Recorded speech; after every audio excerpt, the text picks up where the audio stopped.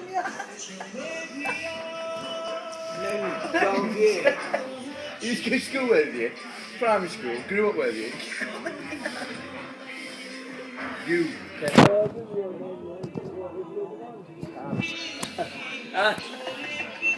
Will you just leave? Fucking hell, what have you doing me?